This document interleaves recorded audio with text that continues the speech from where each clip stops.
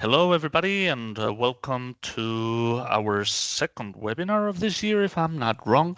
We are here today with Martin and Iveta. They're going to be talking to us about how to work entrepreneurship in primary education, a challenge for a lot of teachers.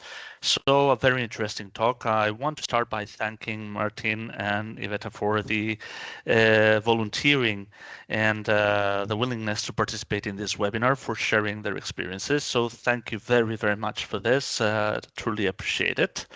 I also want to welcome Enrica and Georgia. Enrica is the moderator of the STEM featured group within eTwinning, and Georgia is moderating the newcomer eTwinning featured group. And they're going to be presenting a little bit what they are doing in their groups, so you can know what's going on and you can also participate in their groups. So without much more ado, Enrica, would you like to start? Yeah, thank you. I'm the moderator of the STEM group, as Edward said, and I am a math and physics teacher in Italy. I'm an experienced eTwinner and ambassador. I'd like to share with you the video of the activities that we have done and we are going to do in our group, and of course invite everybody to come and to join us and share their ideas and thinkings. It's not only for STEM teachers. We wanted to create an active group with many people because we know that sometimes, often, eTwinning projects are cross-curricular, so STEM can be combined with other activities. Okay, let's go, and I share with you my the video. I hope you can can hear it.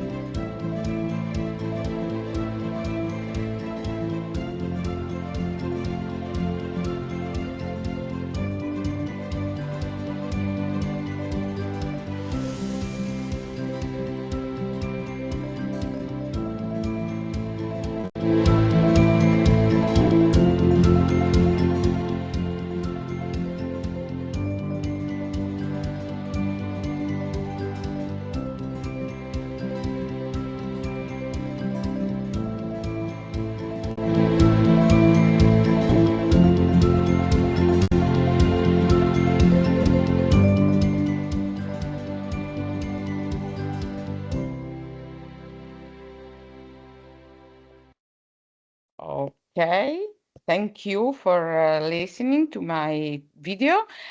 Just one more thing. Of course, if you missed all the activities are recorded, all the conferences are recorded, and all the other activities are well documented on the group, so you can take part to everything, even if you're late. Okay, thank you. So thank you very much, Enrica. In fact, I wanted to comment on something interesting. As some of you already know, I'm actually in Athens today participating in a workshop and a roundtable that is organized by the STEAMI Teacher Academy. And for those of you that don't know STEAMI, STEAM is basically STEAM, but adding the last E, which stands for entrepreneurship. So it's a very nice opportunity for me to get to know them. And hopefully soon we will have somebody participating also in the entrepreneurship in education group talking about it. And maybe we can do it together, Enrica. The STEM featured group and entrepreneurship in education. Yeah, we'll talk about it through our proper channels, right? Then Georgia, yes, Georgia, you're going to be talking about the newcomer eTwinners. So the floor is yours. Thank you very much for being here. Thank you, Evharisto, Edward. Let me share my screen. Give me 1 minute. Can you see it now? The presentation. Wait.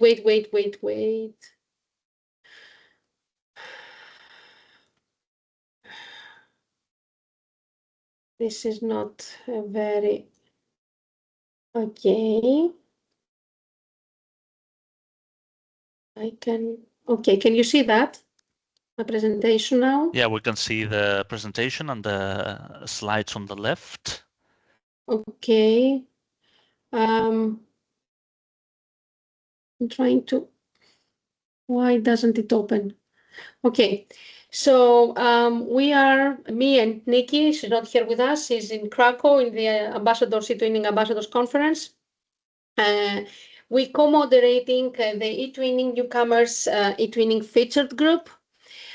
This is me on the left and Nikki on the right. We are both English educators. I teach in primary school, she teaches in senior high school. We both consider ourselves eTwinning addicts. We have been eTwinning ambassadors. I was back in 2020. I became an ambassador, and Nikki became back in 2022. The good thing about this group is that we are really eager and willing to help newcomers, solve any problems and feel less threatened when approaching a new platform. So what you can find in our group, you can find tutorials, videos, and articles to help you in your first steps as eTwinners. And we have created a special twin space for you so that you can experiment with the space itself. You can add pages, you can add updates, material, etc. You can take part in fun and engaging activities. We are lovers of quizzes and escape rooms, etc. We also organize events and webinars. We're thinking of organizing an event on how to navigate Twin Space and how to organize it. And of course, one of the purposes of this group, as of all others, is to meet colleagues who are like-minded, who share the same views and ideas about eTwinning and about how a project can help their teaching practice. We try to update the group's activities once a week, so we advise you to visit our group at least once a week. I don't understand why it can't change. Anyway, the last one is our emails. Let me. Okay. Oh, there are not our emails. I'm sorry. This is our last one. Edward, I forgot to add the eTwinning link to the eTwinning group. I can add it to the chat now for the participants. Sure, of course. And you can take it to the recording as well. So we are waiting for you, and we are willing to help you and solve your problems. Thank you very much. So thank you very much, Georgia. In fact, one of the things that I'm currently doing in eTwinning is inside the initial teacher education. I put my university inside eTwinning, and I'm telling the future primary school teachers how important it is to be inside eTwinning and the opportunities that eTwinning provides. So I'm going to ask them to follow your group and to find the tutorials and everything they can find there, because I'm sure it's going to be very helpful for them to understand and navigate ambassador as well. I'm an ITER ambassador, so we can collaborate. Yeah. Thank you so much. So we'll be in touch about that too. Yeah. Yes, thank you. Okay, so now it is time for our presenters, Martin and Iveta. They are both at Masaryk University in the Czech Republic. I had the pleasure to meet them in person some time ago in my university in Tarragona. They came and they gave a very similar talk to the one that they're going to be giving today. Today they have adjusted it a little bit more for practicing teachers or in-service teachers rather than researchers, because that talk was more in the line of research. And I want once again to thank you both for accepting my invitation to participate in this. I'm super happy that you're here, and I hope that people will learn a lot from you and will lose a little bit that fear that we have of working entrepreneurship in primary education. Hopefully they will understand a bit more how they can do it, what tools they can use, and how they can evaluate whatever they're doing to see if it's working or not. So Martin, Iveta, thank you very much for being here with us. Thank you for the introduction. We have some troubles with our presentation, so please be patient. Few seconds. We need to share it. To úplně vidět netreba.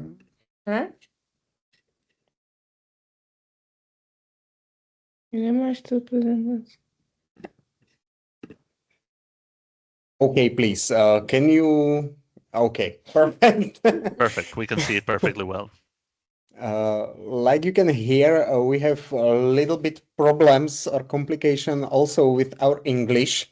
So please, if you don't understand something, just ask and we will try to translate it somehow, because English is not our main field.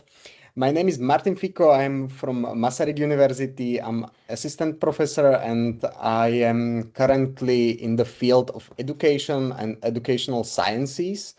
And one of my, I don't know if I can say it, one of my love is entrepreneurship and entrepreneurship education in primary educational stage, and that's the reason how we connect with Iveta, because maybe introduce yourself. Okay, my name is Iveta Rzezničková and I'm a teacher.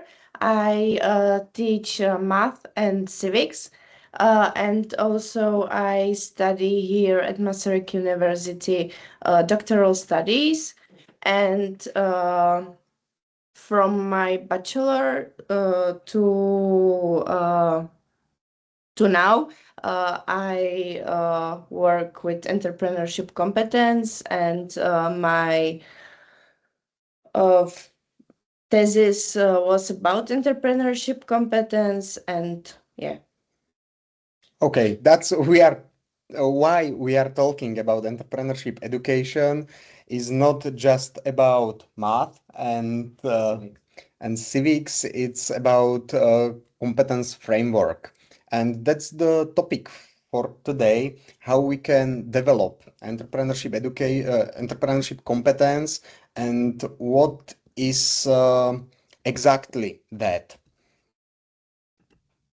So okay, our structure of our webinar. First, we will talk about entrepreneurship. We will talk about what is entrepreneurship and also what is edupreneurship. Then we will talk about Entrecomp, about some framework of entrepreneurship competence. Next, we will introduce the role of the teacher in the entrepreneurial class. Then we will talk about how to develop entrepreneurship competence in teachers. Then what does the data say? And in the end, I will talk about some example of good practice. Because Iveta is still in primary education and she's involved in some entrepreneurial projects. Yes, and I'm trying to develop entrepreneurship competence at primary school. First of all, we are interested in what do you think? What is entrepreneurship for you? If you want and can, please scan the QR code and share your ideas. What do you think? What is entrepreneurship for you? We can wait maybe 2 minutes and we can share it and we can work with your current knowledge about that.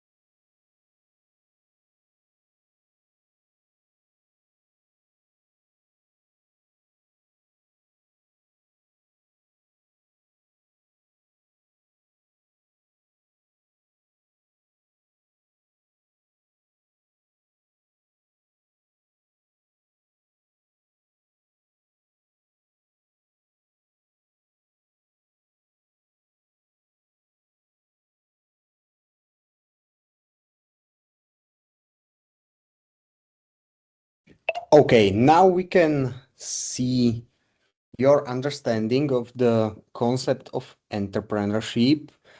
I am honestly very surprised. No one of you isn't understanding that like business or doing business or startup is maybe the first time in our lecture career in entrepreneurship. Thank you so much. It's good to know for us that you see the competence like a competence and not just like doing business. So yes, that's the way how we understand entrepreneurship because we are working with a framework Entrecomp, which is defined by the European Commission and is one of the key competencies for lifelong learning. And it's what European Commission says about entrepreneurship competence? It's like Martin said, is one of the 8 key competencies. And in this competence, we have some ideas, turn ideas into action, through creativity, innovation, taking, resources management, also some cooperation, working with others, and so on. We will see in the framework. So here we have Entrecom.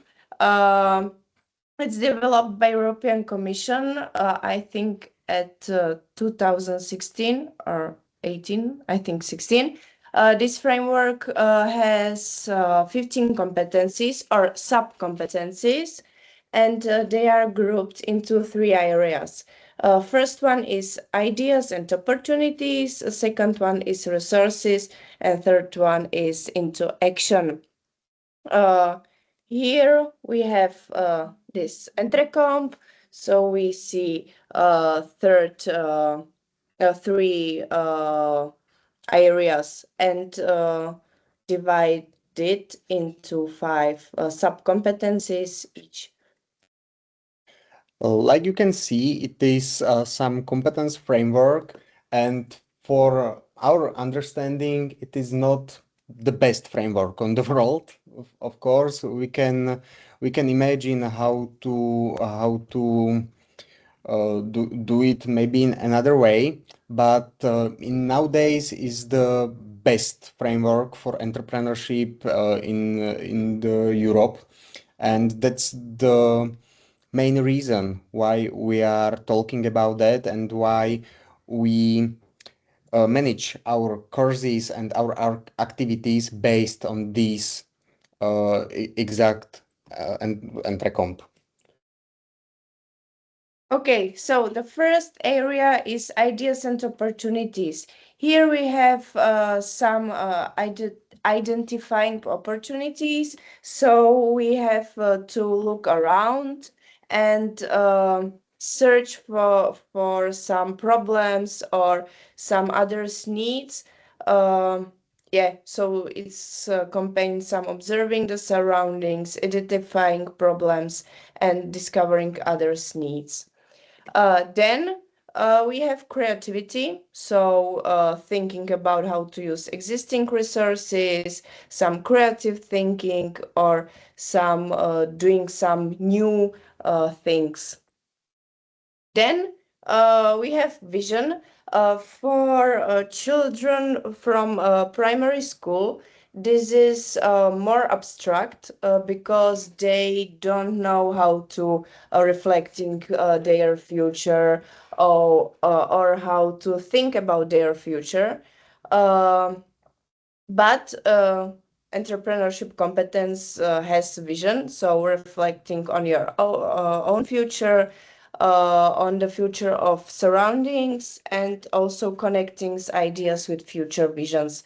But like I said, for primary schools, it's or children from primary schools, it's more abstract. Then we work with other people, so we have to appreciating ideas from other people, and also appreciating our own idea.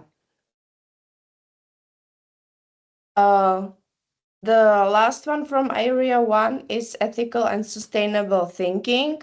So this means some acting according to ethical rules and sustainability. Maybe if you are more interested in this area, and I mean mainly in ethical and sustainable thinking, nowadays is existing also green and recomp version and is more focused on sustainable thinking and sustainable sources in the earth.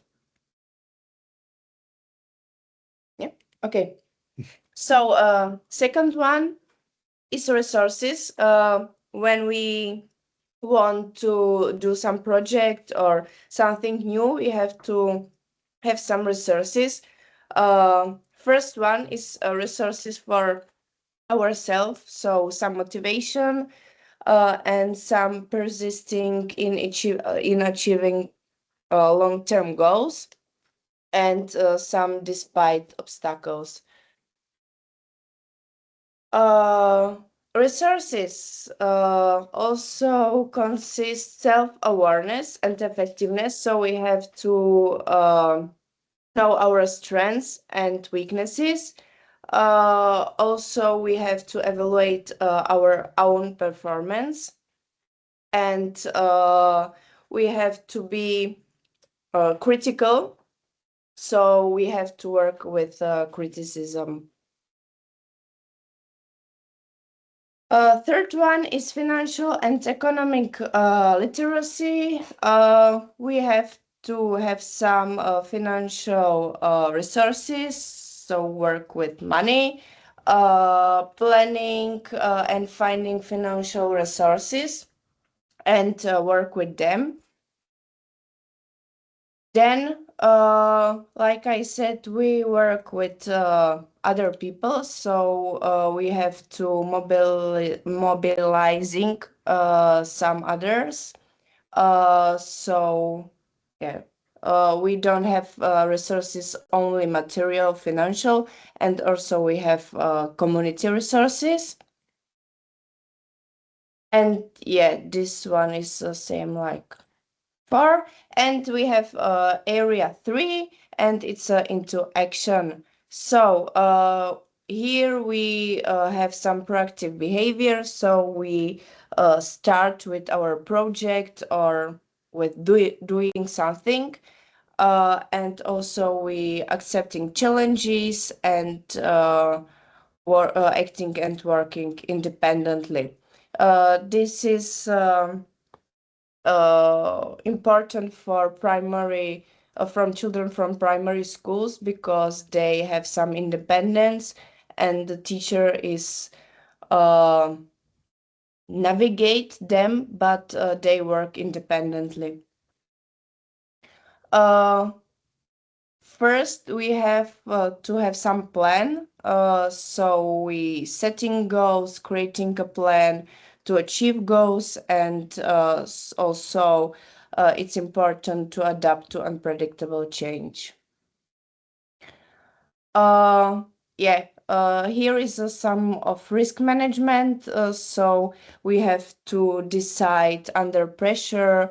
Also, we have to develop some adaptability and accepting uncertainty. Working with others. Here we have also working with others for the third time. So yeah, communication, teamwork, and sharing responsibility. This is the reason why Martin said that Entrecomp is not the best, but yeah, it's the only one framework that we have. And last one, learning through experience. So when we are done, we have to have some reflection and self-reflection, and think about what we can do better, or what we can do the same, for example. And yeah, it's some opportunity to learn how to do it. Sorry for this academic academic presentation of some theoretical framework, but from our experience is really important to understand how the other side understands some competence, and that's the reason why we really appreciate Entrecomp like a framework, because is somehow framed in the one concept, and we can work with that. Because we are from Faculty of Education, we are preparing future teachers for their roles like teachers, and we are sure that entrepreneurship competence and entrepreneurial education is future for our children, and that's why we have few courses which are preparing future teachers for these roles. How we understand this role, or why teacher needs some entrepreneurial education, or how we talk it entrepreneurship.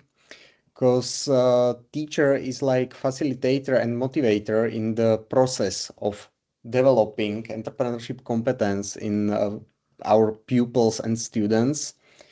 Teachers could be implementer of project-based learning in schools and also implementer of schools projects.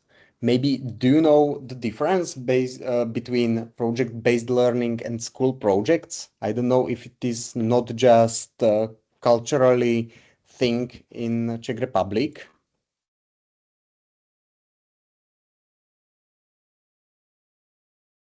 Well, I don't know about the audience. I do know the difference between those two, but I don't know if the audience knows the difference between project-based learning and school projects.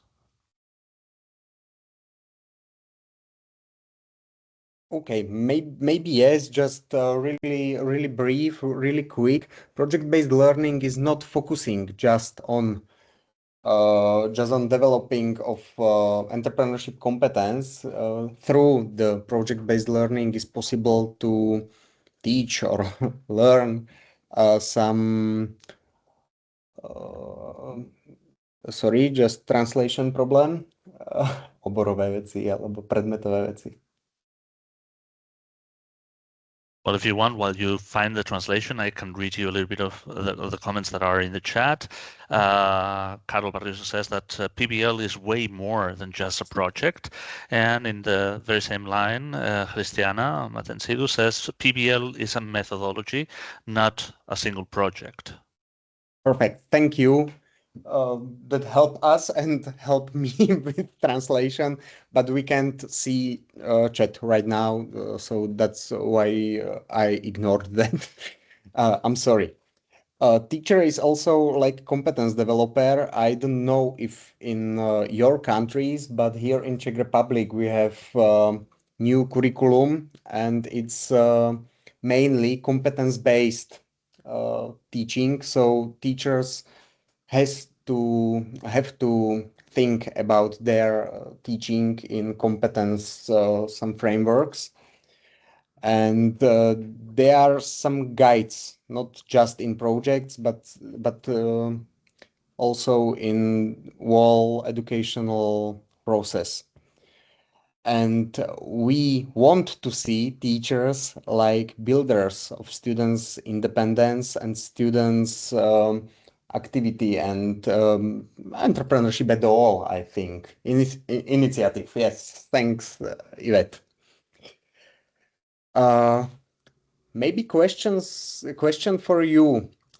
What should a teacher know to be able to fulfill these roles, and they can help their pupils with entrepreneurship competence? So I remind the participants that if they want, they can use the chat to answer the question.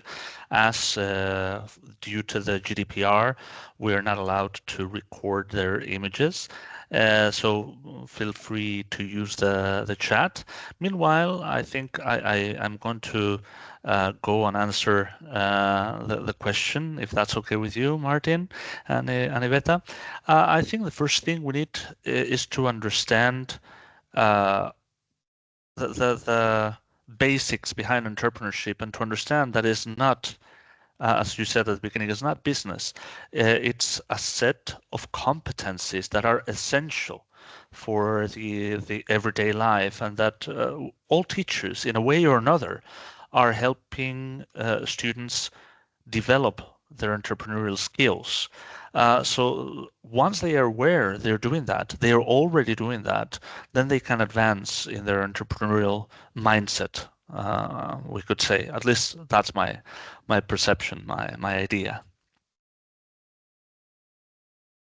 Thank you. I don't know if we have to wait for some participants' chats or not. Well, there's Christiana typing, so maybe we can wait until she finishes, and then I'll read to you what she says. Thank you, Edard. Yeah, she says that it is not only business; it is also a statal situation that is different from country to country. It needs a spherical approach. And she's typing a bit more. Okay, we will wait, but thanks for that.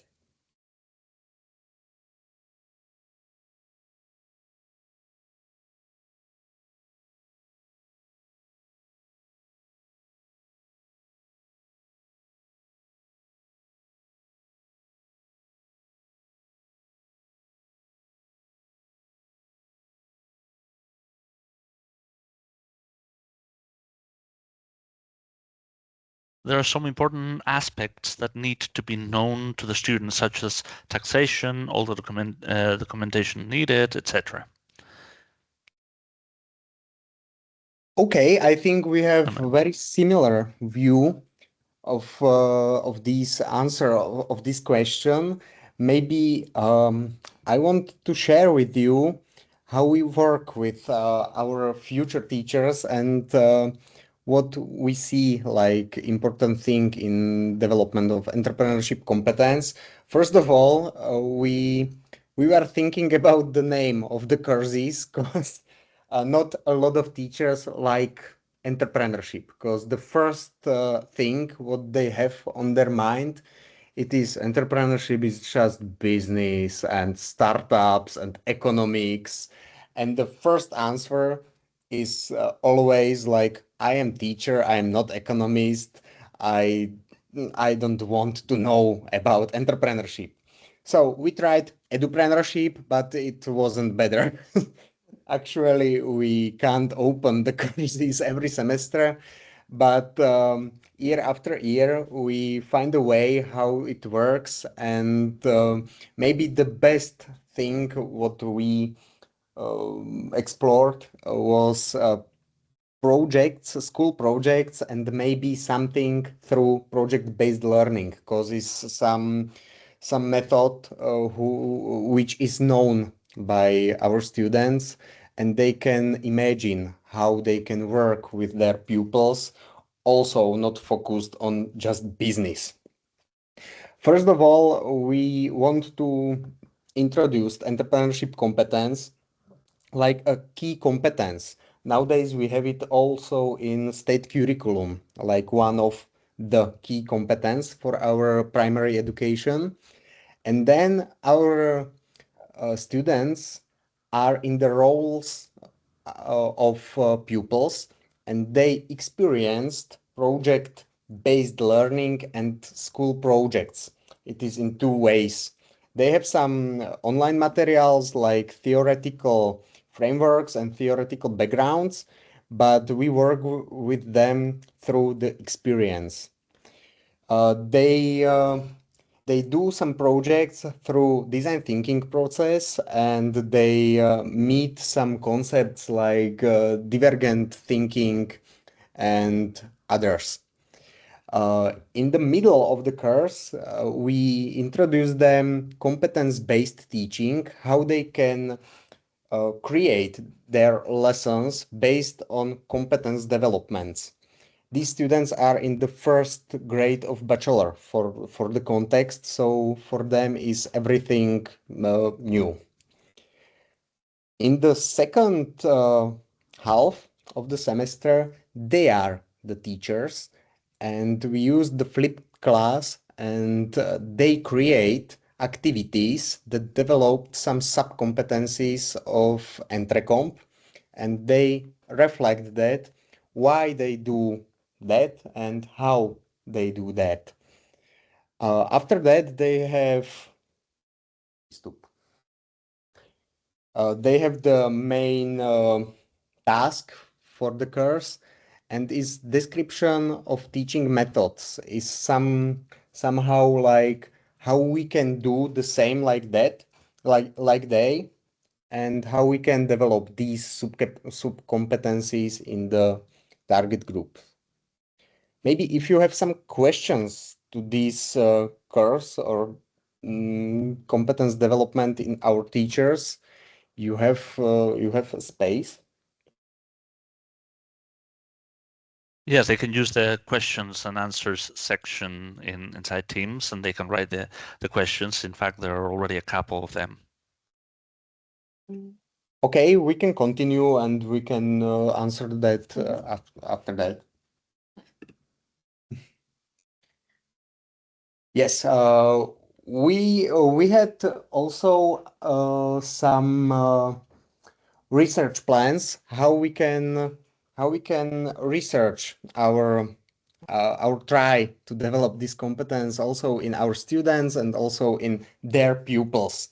And Iveta has her thesis, and she can share with us. Yes, okay, so what does the data from my thesis say?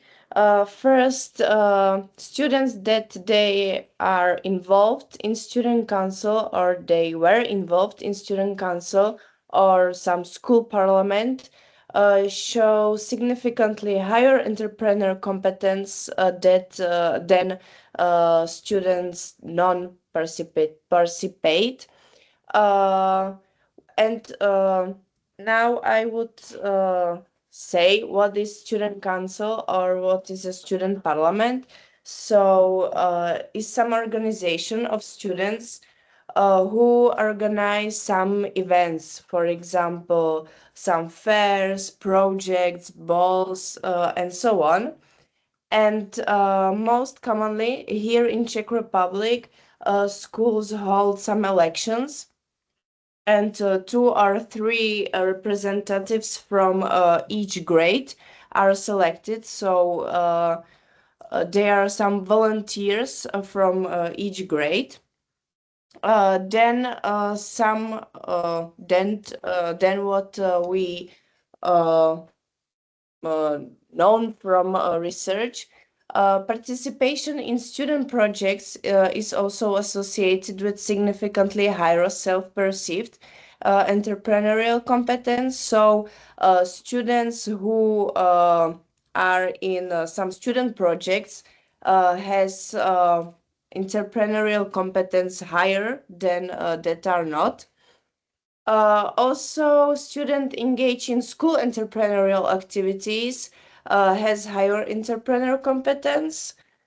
Uh, and also some extracurricular entrepreneurial activities increase entrepreneurial competence. And in the end, students taking elective entrepreneurial subjects significantly higher entrepreneurial competence across all factors.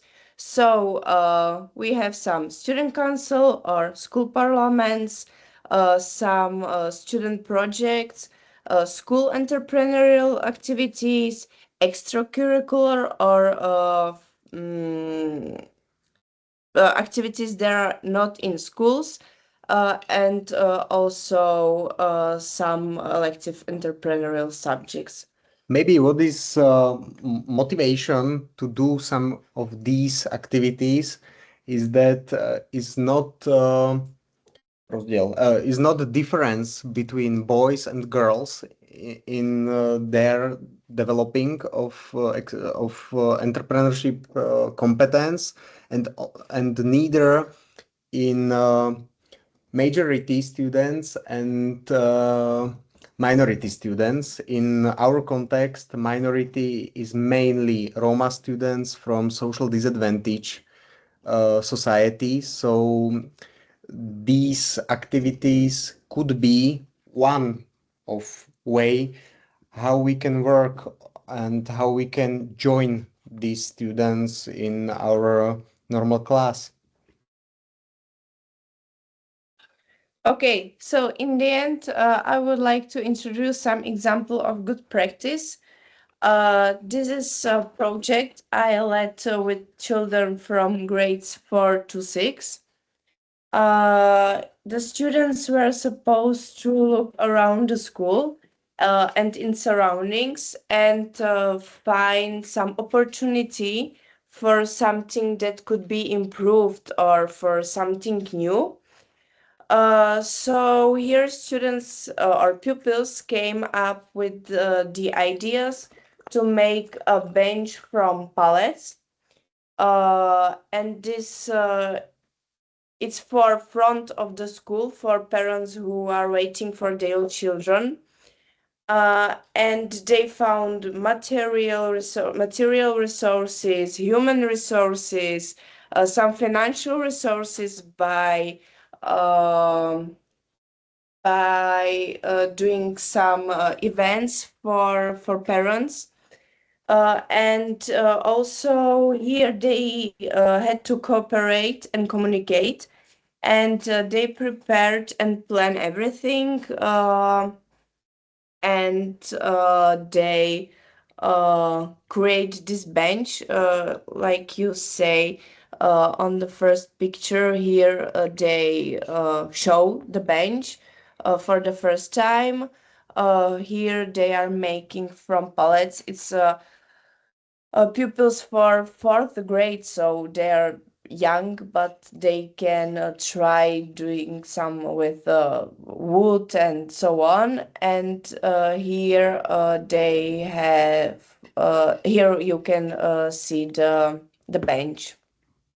And they go through the they gone through the pro they went sorry through this project. And I was like also only moderate and navigate them, but they work independently, and they thought about it, then prepare it, and they uh, did it by themselves. Yeah. We were talking about some results, how we can develop this competence, and that's the reason why we were thinking how to evaluate this progress. And nowadays we find out maybe three opportunities how to measure that. First of all, it depends on the age of the pupils, because not every pupil is the same, and not every stage of aging these pupils is the same in cognition. First, what we are using in primary education is somehow what is called Entrecom Giant. Maybe it's more dwarf, no? Maybe dwarf or giant. It's a man which is divided in the few subcompetencies, and pupils can draw their progress. It is tested mainly on Montessori school, so it is a little bit alternative school, but it works. Students also in the primary education was able to measure their progress by subjectively themselves, but we could work with that. The second is events. Okay, this is my self-evaluation assessment. It's based on Entrecomp, and this questionnaire contains 38 items with a scale from here you see in Czech, sorry, with a scale ranging from I can here to I cannot. And students mark at what level they perceive themselves. And after some time, for example, after 6 months or 3 months, they can mark again, and they can see on what level after some time they are. And the third is Entrecomp. Entrecomp is not just framework. Entrecomp is also the tool how we can auto-evaluate these competence. And from our experience, is a little bit difficult for primary educational field. We can work with Entrecomp with our students at the university, and maybe is usable also for high school students. But one of the problem of this scale is that it never been validated. I mean, statistically validated, or maybe 1 year ago we can find some evidence about that. So for use of some academic research is not absolutely clear, and that's the reason why Yvette develops her own tool and her validate it. Thank you for your attention, and now is time for your questions in a few minutes. Well, first of all, thank you once again, Martin and Iveta, for your presentation. I have to say that you were saying that you had problems with the language. Those were not noticeable. You transmitted the message super well, fluently and effectively. So as an English teacher myself, I have to congratulate you for your use of the language. It was very, very good. Thank you. We have a question that is very interesting that says, what should the starting point for entrepreneurship teaching be? I see a lot of effort in Europe to teach about entrepreneurship, but in many countries we lack basic skills. I believe we should start in home economy before teaching about creating jobs. Am I wrong? From our point of view, in primary education is more important start with some out-of-box thinking, is about divergent thinking maybe, and try some new things. Because I don't know if it is the same in Spain, but here in Czech Republic, a lot of children are usually thinking just in the box.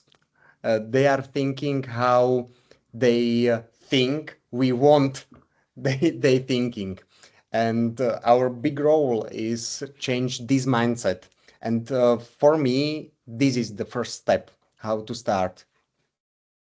Yeah, in fact, I think children, teenagers, they tend to respond to what they think we expect from them in many senses, in sense of behavior, in sense of response to some of the questions, activities, and everything.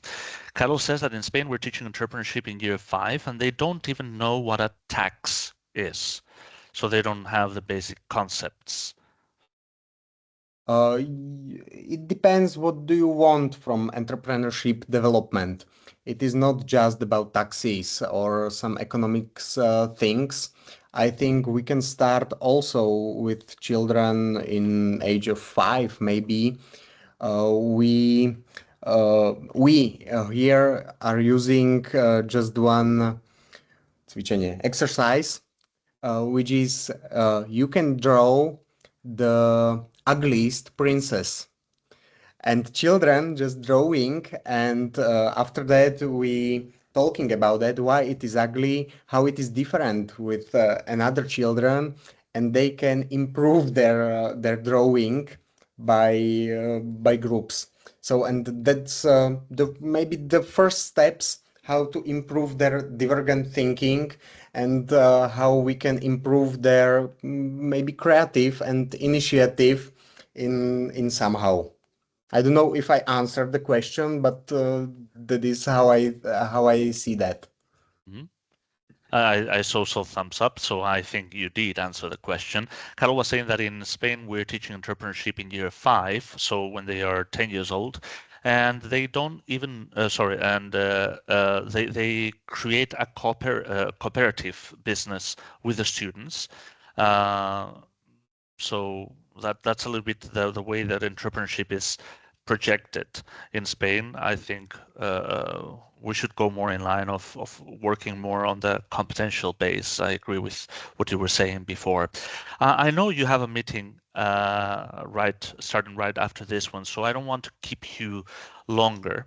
There were some more questions in questions and answers, but we're going to leave it there because if not, you're going to be late, and that's the last thing I want. I want to thank you again for being here. I want to thank the people that attended at one point or another the webinar, and I also want to thank my two colleague moderators being here with us and presenting their activities. I hope to see you soon somewhere.